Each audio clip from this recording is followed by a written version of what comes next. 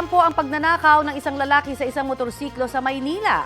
Depensa niya ng maaresto pagmamay-ari ng kaanak niya ang motorsiklo na ninakaw umano noon. Taliwas po yan sa record ng Land Transportation Office. Balitang hatid ni Jomer Apresto.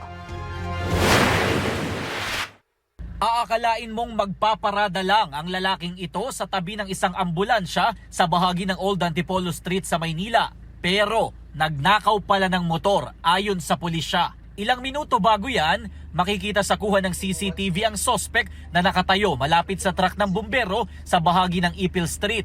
Agad siyang bumalik pagkalampas ng motorista at dali-daling itinulak ang motor. Napahinto siya sa tapat mismo ng CCTV dahil nakalak ang manibela ng motorsiklo. Matapos saglit iwan, itinulak niya uli ang motor at itinago sa gilid na nakaparadang ambulansya. Nalaman itong ating complainant, pagising niya, wala na yung kanyang motorsiklo. Ginawa niya yung pagnanakaw ng motor ng madaling araw.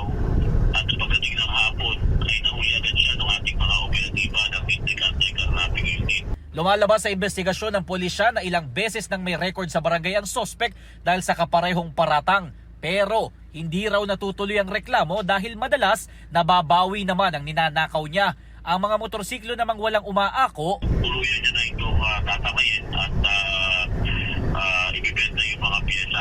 Pinipiyesa niya yung motor na ito. Hawak na ng Manila Police District ang sospek na nahaharap sa reklamong paglabag sa New Anti-Carnapping Act of 2016.